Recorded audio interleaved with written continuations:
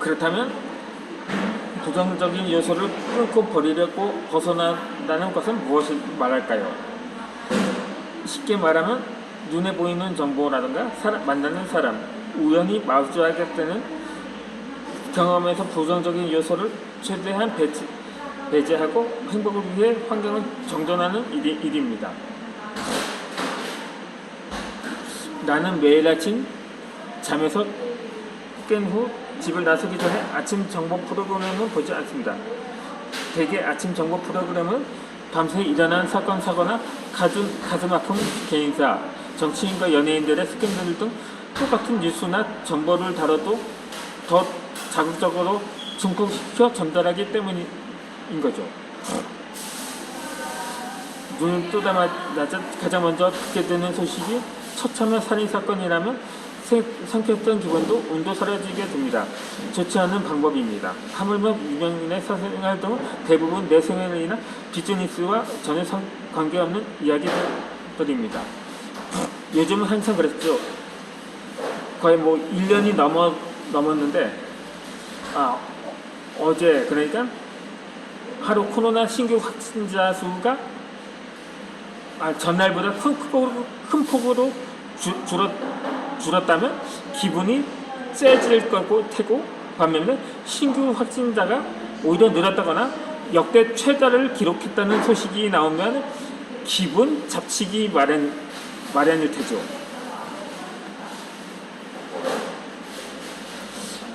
그러다 보니까는 어제도 거리두기 4단계 격상에 그러니까 역대 최대치로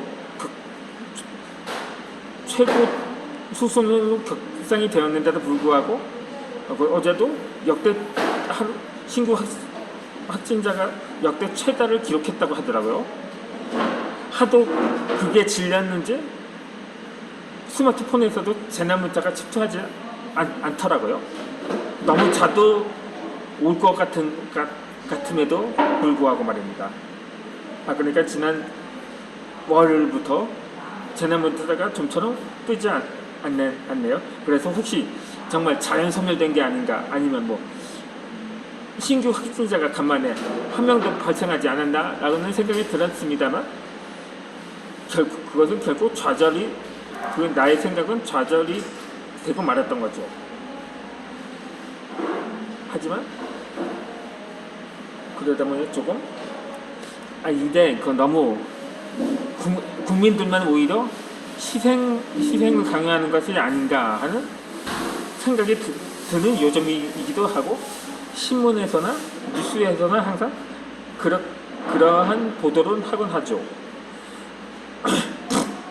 그런데 그렇다면 이번이 마지막이기를 하는 바람도 적지 않을 것입니다.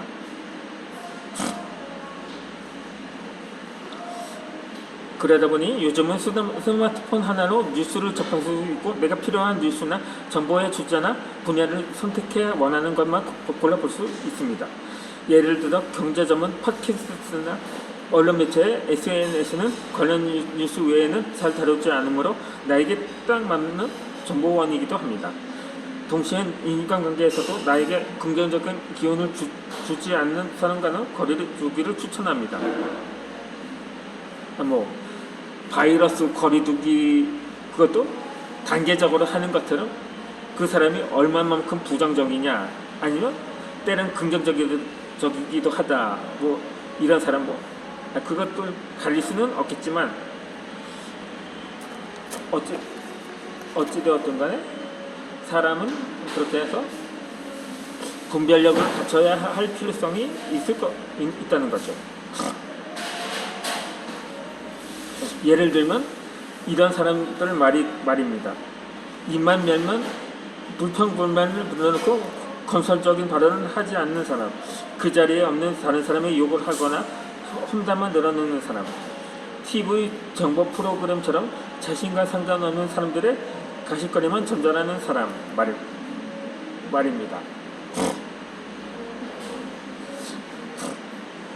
그러니 어떤 사람들인지 말하자면 끝이 없습니다. 기억하자면 인간관계는 나를 부정적으로, 긍정적으로 긍정적으로도 만들 수 있고 긍정적으로도 만들 수가 있습니다.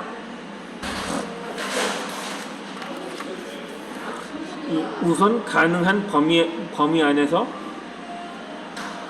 부정적인 사람과는 거리를 두도록 해야 하는 거죠. 참고로 나는 주기적으로 스마트폰 연락처 리스트를 확인하면 이 사람은 최근 들어 부정적인 말만 늘어놓았지라고 느끼는 사람 중에 앞으로 어떠한 일로든 관계 맺을 일이 없다고 판단되는 경우에 바로 삭제합니다.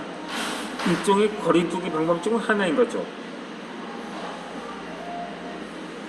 그러니까 이전에 제가 지금 현재 출석하는 교회가 아니고 제가 서울 살 때 나도 버스로 출석했던 교회였는데, 그러다 보니 같은 차로 항상 집으로 가곤 했었는데, 어차피 이사도 하고 했으니까 별로 연락한 일은 별로 없습니다.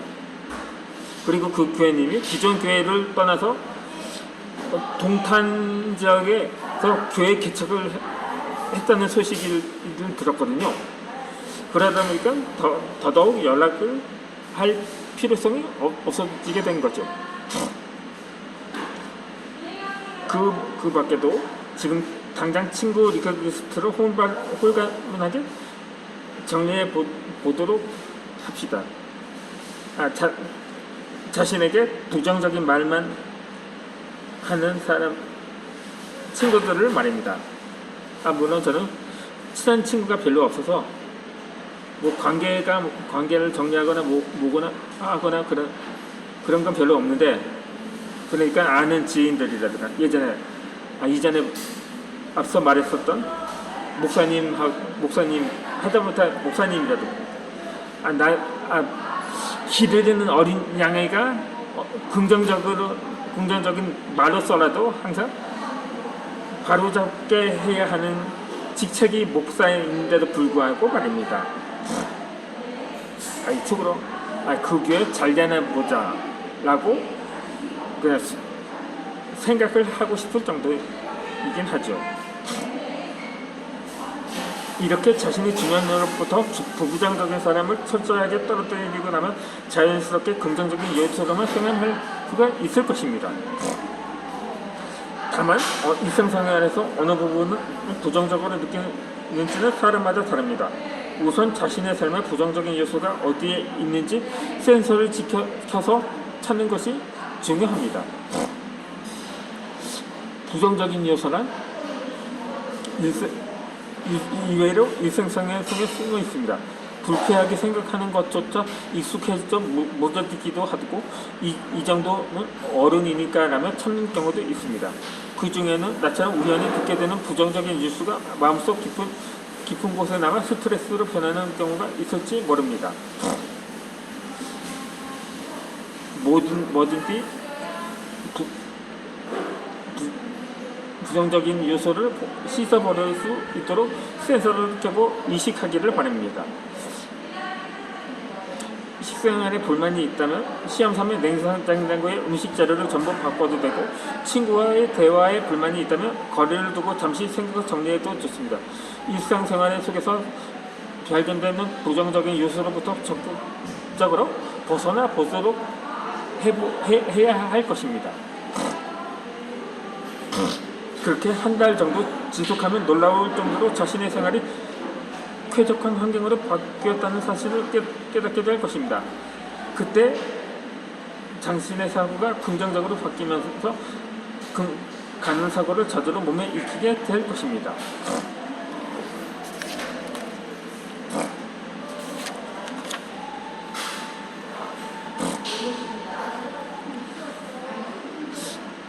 최근 심리학이나 코칭 분야에서 컴포트 존이라는 말이 자주 언급됩니다. 컴포트를 직역하면 안전 혹은 쾌적을 의미합니다.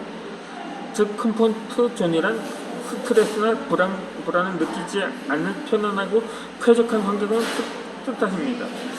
매일 출근하고 일하는 회사는 오랜 시간 함께 해서 편안한 인간관계를 자극이 없는 대신 위험을 느끼지 않는 장소가 당신에게도 존재할 것입니다. 이 컴포트 존이 그런 감각에 가깝습니다. 이 용어는 원래 미국의 심리학자 로버트 여키스와 돈 조슨이 주장한 여키스 도슨의 법칙이라 불리는 생리심리학의 기본 법칙에서 시작되었습니다. 두 심리학자는 인간을 둘러싸고 있는 환경을 놓고 마음이 편안한 환경과 그렇지 않은 환경, 이 두 가지를 일경으로 분류하여 한 가지 가설을 실험했습니다. 인간은 약간의 스트레스를 느끼는 환경에 있어야 능력을 키우고 발휘할 수 있다는 것입니다. 한편 인간은 지위나 직업에 관계없이 편안함을 추구하는 동물입니다. 편안하고 안락한 장소에 머무르려고 하는 것은 안전을 추구하는 본능이며, 만약 눈앞에 곧고 평탄한 길과 구불구불한 오르막길이 양갈래로 놓이면 당연히 편한 길을 고릅니다. 이러한 선택이 반드시 나쁜다는 것은 아닙니다. 결과나 성과가 같다면 불필요한 수고와 스트레스를 받지 않고 원활하게 일을 하는 게 가장 좋기 때문인 거죠.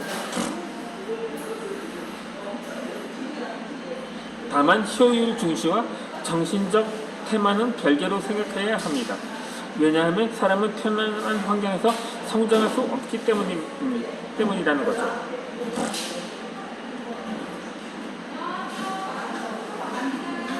그러니까 이렇게 가정을 한다면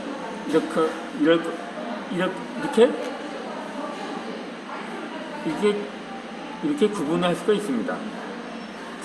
학창 시절 동아리 시간에 운동 연습을 할 때보다 실제 경기 나갔을 때 결과가 좋았다든가, 반드시 정시에 퇴근해야 하는 날에는 평소보다 일 처리가 빠른 데다 높은 퀄리티로 결과물이 나왔다든가, 긴장감, 불안이 가득했던 발표했는데 생각보다 잘 해냈다든가,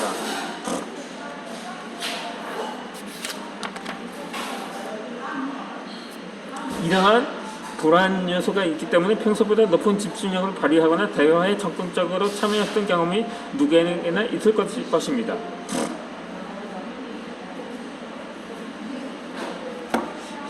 그렇다면 만약에 당신이 어떤 일이나 환경에 익숙해졌다는 것은 컴포트 존에 있다는 의미이기도 합니다.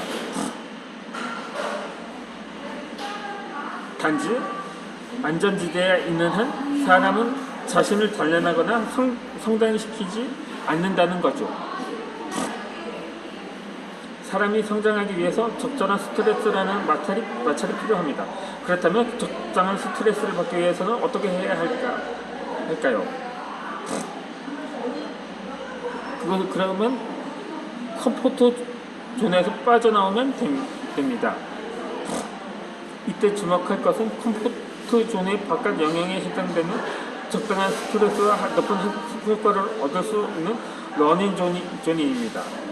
인간이 성장하기 위해 자신을 단련하는 데 꼭 필요한 환경입니다.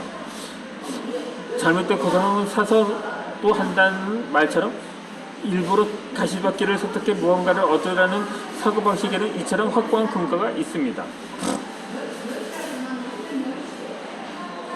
적절한 스트레스가 있는 환경을 찾아 일부러 몸을 두는 것은 결코 쉬운 일이 아닙니다. 그러나 매일 시간을 보내는 일상생활 속에서도 조금의 생각과 약간의 관점을 바꾸면 충분히 성장의 기회를 잡을 수가 있습니다. 그러면 오늘 영상을 여기서 마치도록 하겠습니다.